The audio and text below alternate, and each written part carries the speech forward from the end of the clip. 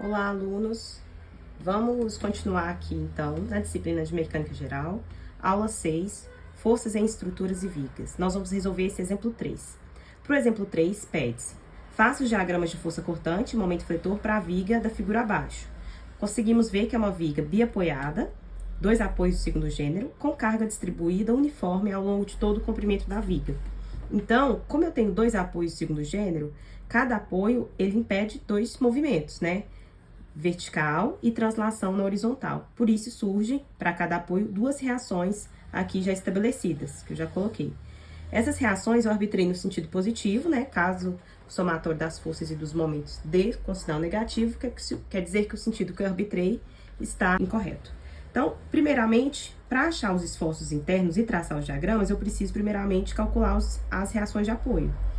Então, aqui eu já estabeleci as minhas reações de apoio. Vou começar com o somatório das forças em x igual a zero. Quais forças que eu tenho na horizontal? Eu tenho HA e eu tenho a reação também HB. Não tem mais nenhuma outra carga externa. Então, eu posso dizer que HA é igual a HB, que é igual a zero, né? São reações que não estão gerando nenhum tipo de... não tem esforço para gerar essas reações. Passando agora para o somatório dos momentos, igual a zero. Então, eu considero momento positivo no sentido anti-horário. Então, quais forças aqui vão gerar momento no meu apoio, né?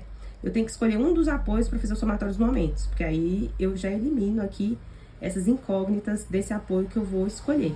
Então, se eu fazendo o somatório dos momentos no ponto A, no apoio A, eu elimino as incógnitas aqui, que no caso seria a reação VA, e aí eu consigo, a partir dessa equação, achar o valor de VB. Beleza. Então, gente, temos aqui uma carga uniformemente distribuída. Para fazer o somatório dos momentos, eu posso considerar essa carga distribuída como sendo uma carga concentrada. Como? Então, essa carga distribuída, vou colocar aqui de uma outra cor. Essa carga distribuída aqui, ela é uma carga distribuída em formato retangular. Então, a carga concentrada que eu posso considerar aqui é uma carga concentrada que é equivalente a essa carga distribuída, que eu vou chamar essa carga concentrada de P, onde P vale a área da carga distribuída. Como aqui eu tenho que a área da carga distribuída é um retângulo, né?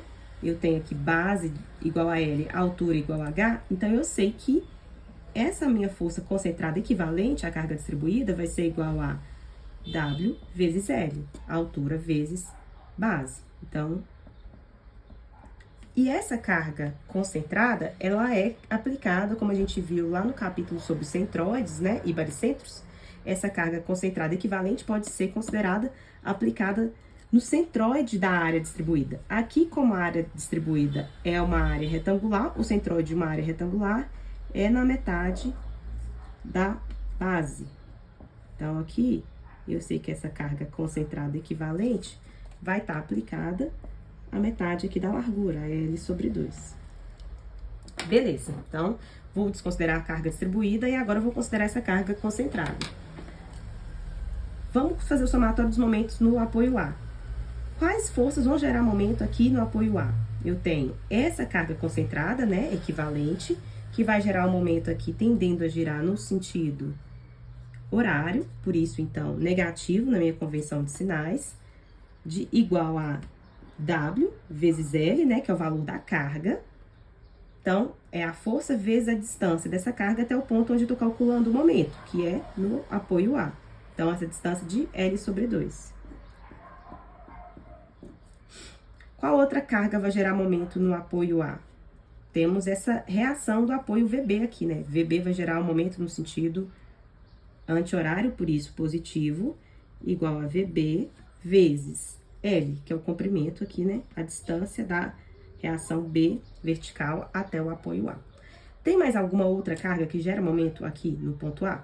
Olha, gente, HB é igual a zero, mas mesmo se ela tivesse valor, não geraria momento no ponto A, porque está exatamente sobre o ponto A. Então, sempre que eu pego uma carga horizontal, eu tenho que pegar uma distância vertical do ponto onde eu tô calculando o momento. E aqui, essa distância de HB seria 0, né? Então, só tenho essas duas cargas que geram momento. Então, isso vai ser igual a 0. Aqui eu consigo achar o valor de VB, que é a minha incógnita, né? Que eu quero descobrir. Apesar que o exercício está tudo literal, né? Então, daqui eu vou ter que VB vai ser igual a... Aqui, fazendo a multiplicação, né? WL vezes L, L ao quadrado sobre 2. Negativo passa para o outro lado da igualdade positivo. W, L ao quadrado sobre 2. E aqui eu tenho o L que estava multiplicando VB, que passa para o outro lado da igualdade, dividindo, né? Então, aqui consigo fazer corta, corta. Sobra aqui, VB vai ser igual a W, L sobre 2. Resultado positivo quer dizer que o sentido que eu arbitrei para reação vertical B está correto, é para cima.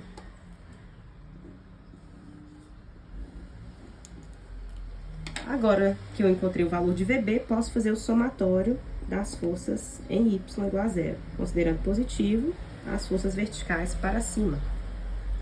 Então, quais forças verticais eu vou ter aqui na minha viga? Eu tenho VA, arbitrado para cima. Eu tenho a carga resultante aqui, né? Concentrada P, que está para baixo. Então, vai ser, ela vale W vezes L, negativo para baixo. E tem o VB, que a gente acabou de encontrar que ele é positivo para cima, que é igual a WL sobre 2. Só essas cargas que eu tenho na vertical, então, isso é igual a 0. Então, fazendo aqui, gente, eu vou ter que VA vai ser igual a WL menos, passando para o outro lado da igualdade, WL sobre 2. Então, fazendo um mínimo aqui, eu teria 2 embaixo, 2 WL menos 1 WL. Ou seja, eu teria que VA, fazendo essa continha, vai dar WL sobre 2 também. Interessante, né? Por que deu resultado igual, gente? Nesse caso, quando a gente tem carga simétrica numa viga biapoiada, como é nesse caso aqui, um carregamento distribuído, ele é uniforme, né? Ele é simétrico num lado da viga, tanto para o outro lado da viga de simetria. Eu tenho apoios simétricos também. Então, com certeza, quando eu tenho um carregamento simétrico, que de um lado da minha simetria é igual do outro lado, eu tenho que as reações dos meus apoios verticais para uma viga biapoiada, nesse caso, né? Que é o caso de simetria, as reações são iguais, tem um igual valor, como mostrado aqui. Então, depois que a gente achou essas reações de apoio, a gente pode passar para o próximo passo, que é o cálculo dos esforços internos. Para calcular os esforços internos, eu preciso aplicar o método das seções. Então, vamos lá. Para aplicar o método das seções, eu preciso fazer uma seção de corte na minha viga, onde eu tenho variação de carga. Então, tipo assim, eu tenho carregamento aplicado, depois não tenho. Ou quando eu tenho carga distribuída. Nesse caso, gente, quando a gente vai fazer o método das seções, aplicar esse método das seções, eu desconsidero aqui essa carga concentrada equivalente que eu fiz para achar as reações de apoio, por enquanto. Eu considero o carregamento distribuído, o formato original da minha viga, tá? Com carga distribuída uniforme. Então, nesse caso, a minha viga, ela tem uma carga, somente tem carga distribuída uniforme, então eu preciso fazer apenas uma seção de corte para saber os esforços internos dessa viga. Por quê? Desde o ponto A até o ponto B, ela tem o mesmo comportamento, ela tem a mesma característica, que é uma carga distribuída uniforme ao longo de toda ela. Então, uma seção de corte demonstra todo o comportamento da minha estrutura, de ponto A até um ponto um pouco antes de B. Então, faço uma seção, vou fazer uma seção de corte S aqui, a uma distância, vou chamar essa seção de S1, a uma distância aqui qualquer, X, e vou representar essa seção de corte aqui. Então, gente, aqui eu representei a seção de corte S1, tudo que tem aqui na minha estrutura. Olha, na seção de corte até S1 aqui, então sempre pego a parte cortada à esquerda, para facilitar minhas análises. Então, eu faço minha seção de corte, coloquei a carga distribuída uniforme, que vale W, coloquei aqui a reação de apoio, WL sobre 2, e fiz a seção de corte aqui a uma distância X qualquer do meu apoio A. Se a seção cortada for uma seção cortada à esquerda, Então, surgem esforços internos aqui, de acordo com a minha convenção de sinais dos esforços internos, eu tenho que considerar esses esforços. O esforço cortante para baixo, vertical para baixo, que eu vou chamar aqui de V1. Uma força normal saindo aqui, que eu vou chamar de F1. E o momento fletor, M1. Esse sentido não é um sentido que eu escolho, né, gente? Lembrando que esse sentido é o sentido convencional da seção de corte à esquerda. Então, tem que ser vertical para baixo, cortante para baixo, a força normal saindo e o momento fletor aqui no sentido anti-horário. Então, estabelecido aqui a minha seção de corte com todos os esforços, distâncias, tudo certinho, eu posso aqui, então, aplicar as equações de equilíbrio para achar o comportamento dessas forças internas aqui. Antes de aplicar essa equação de equilíbrio, eu posso representar essa carga distribuída para fazer o somatório das minhas forças e momentos como sendo uma carga concentrada também. Então, vou considerar essa carga distribuída, vou colocar aqui de roxo, que essa carga distribuída pode ser considerada uma carga concentrada aqui no meio, né, no centroide da minha região. Então, se eu tenho aqui que a distância x entre A até a seção de corte S, essa carga concentrada vai estar aqui uma distância x sobre 2. Uma distância do meu centroide do retângulo até aqui, né, as distâncias aqui do centroide para aplicação dessa carga concentrada. E qual que vai ser o valor dessa carga concentrada substitutiva da carga distribuída? Ela vai valer a área desse retângulo, ou seja, W, que é a altura, vezes a base, que é x, WX. Então, agora sim, com as cargas todas concentradas, eu posso aplicar somatório das forças e momentos. Fazendo somatório das forças em x igual a 0, considerar positivo as forças para a direita, eu só tenho aqui o F1, que é o meu esforço interno. Como não tem carga externa nenhuma na direção horizontal, F1 é igual a 0. Fazendo somatório das forças em y igual a 0. Quais forças que eu vou ter aqui na vertical? Eu tenho WL sobre 2, positivo para cima. Tenho a minha carga concentrada, equivalente à carga distribuída, WX, que está para baixo, então é menos WX. E eu tenho aqui meu esforço interno, V1, da cortante, que está para baixo também, da convenção de sinais. Então, são essas três forças verticais, então o somatório delas tem que ser igual a 0. Aqui eu posso isolar, é a força interna que eu estou procurando, V1. Passo, então, WX para o outro lado da igualdade. Então, eu vou ter aqui o V1, na verdade, eu passo para o outro lado da igualdade, fica positivo. WX continua aqui para esse lado, WX mais WL sobre 2. Então, essa equação aqui descreve a minha força cortante na minha seção de corte analisada. Então, e qual seção de corte é essa? Essa é a seção 1, onde x aqui, gente, que é a minha variável, é um valor que pode variar desde 0, então x pode ser igual a 0, ou x pode ser maior do que 0, variando até o valor de L aqui, que eu vou ter esse comportamento aqui. Então, até um pouquinho antes aqui da reação VB, eu ainda tenho esse comportamento, essa característica aqui de carregamentos. Então, até um pouquinho antes, menor do que L aqui. X pode variar, ser maior ou igual a 0 e menor do que L. Agora, passando para o somatório dos momentos.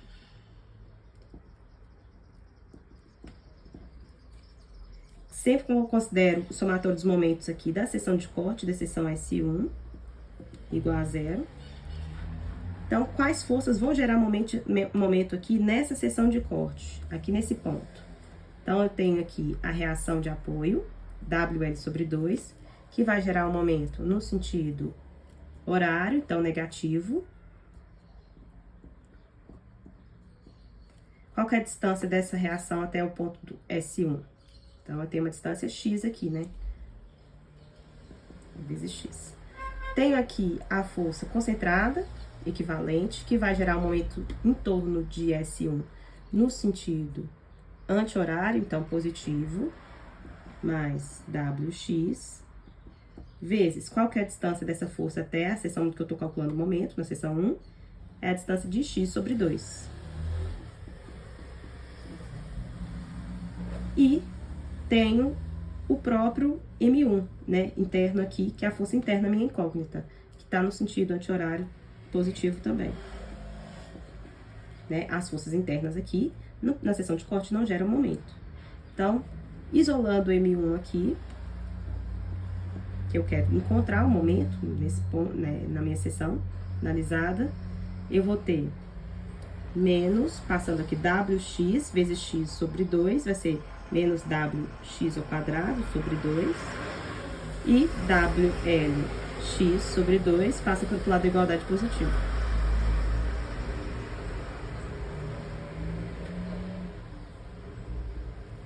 Então, essa equação aqui, ela representa o comportamento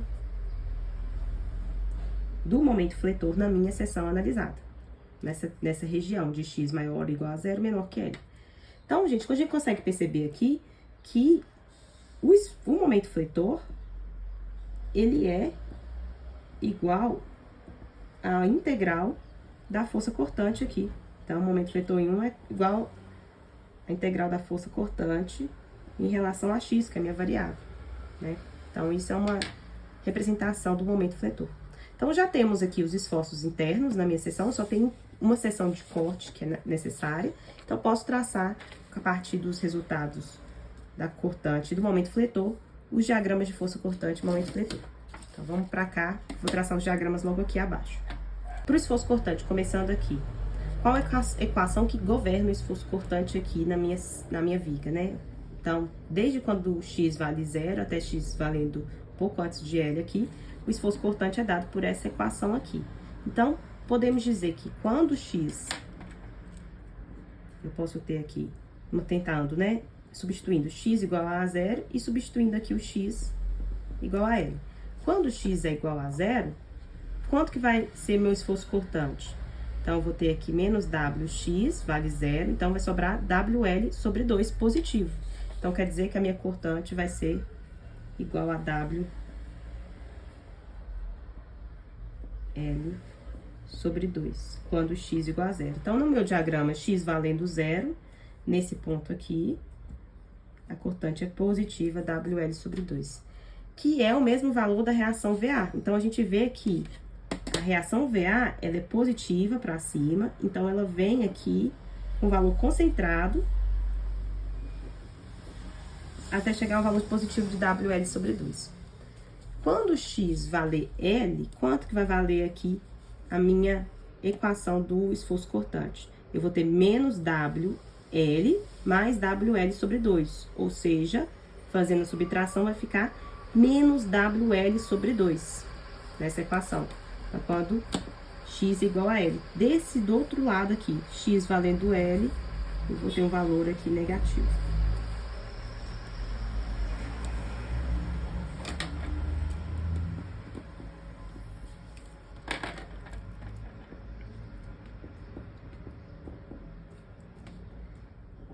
E aí, pessoal, qual que é o comportamento da minha curva no intervalo de x igual a 0 até x valendo L? É o comportamento dessa equação aqui, que é uma equação de primeiro grau. A minha variável é x. Então, a equação de primeiro grau é representada por uma reta inclinada. Basta eu unir os pontos. Daqui a gente vê que a gente tem aqui uma parte positiva e uma parte negativa do diagrama de cortante. E aqui a gente tem um cortante nulo, que dá igual a 0. Como eu disse para vocês, quando o meu esforço cortante ele é nulo, meu momento fletor é máximo. Então, para fazer o diagrama de momento fletor aqui, eu vou conseguir achar qual que é o momento fletor máximo pegando o cortante nulo. Qual ponto que essa cortante é nula? Basta eu substituir aqui na equação. Então, eu tenho a equação que V1 é igual a menos WX mais WL sobre 2, é a equação que governa a cortante. Quando V1 for 0, a cortante for 0, o que que eu vou ter aqui? Eu vou ter menos WX mais WL sobre 2 igual a 0. Então, se eu quero encontrar o valor de x, passo para o outro lado da igualdade, x vai ser igual a WL sobre 2, W passa dividindo, e eu encontro o valor de x igual a L sobre 2 para a minha cortante V1 igual a 0. Então, quer dizer que exatamente aqui no meio do vão da viga, quando eu tenho L sobre 2,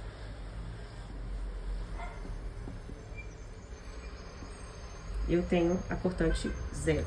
E aí, eu vou saber que exatamente no meio da viga, então, meu momento fletor vai ser máximo. Então, por isso, eu já vou traçar aqui a minha linha para estabelecer esse momento máximo. Vamos, então, traçar o diagrama de momento fletor. A equação que governa o momento fletor é essa equação aqui, menos WX ao quadrado sobre 2, mais WLX sobre 2. Vamos substituir os valores aqui para achar os momentos. Quando x for igual a 0, quanto que vai valer o momento? Então, substituindo aqui x por 0, nesse ponto inicial aqui do meu diagrama. O momento aqui, então, vai ser W, 0 ao quadrado sobre 2, mais WL 0 sobre 2, ou seja, o momento vai ser igual a 0.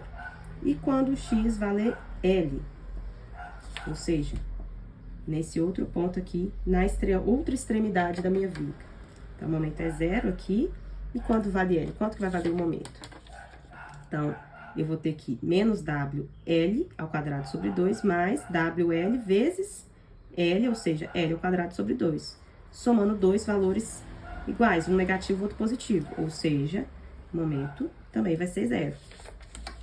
Então, quando x igual a L, o momento também é 0.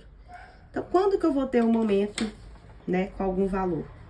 Exatamente aqui nesse ponto, onde eu tenho a cortante igual a 0, no ponto de L sobre 2, eu vou ter o meu momento máximo. Então, vou colocar aqui L sobre 2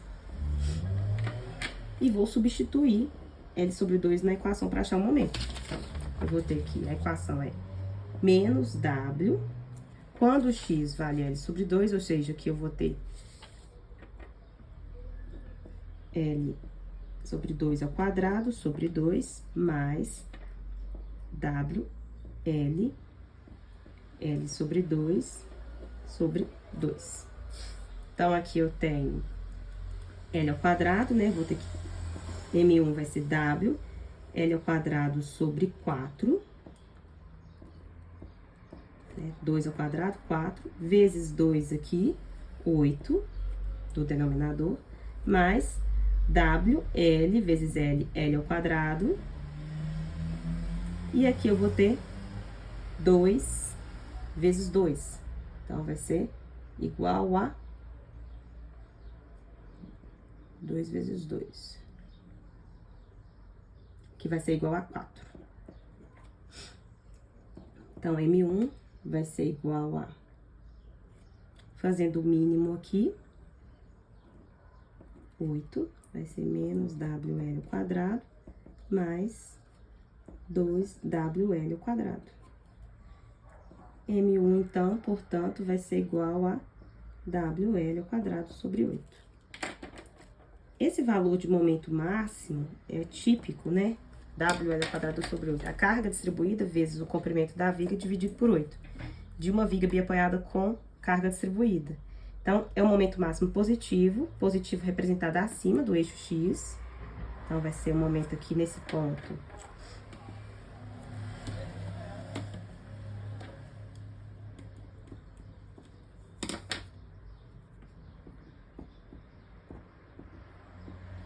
Representando aqui. A equação que governa o momento fletor é uma equação onde a minha variável está elevada ao quadrado. A gente consegue ver aqui. Então, é representada no gráfico por uma parábola. Como o meu termo que está sendo elevado ao quadrado, né, o x ao quadrado, ele está negativo, é uma parábola que tem que ter concavidade para baixo. Então, eu ligo os pontos aqui do meu diagrama a partir de uma parábola.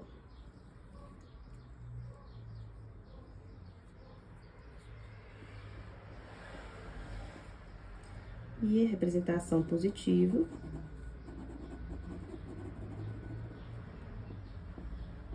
para o momento fletor.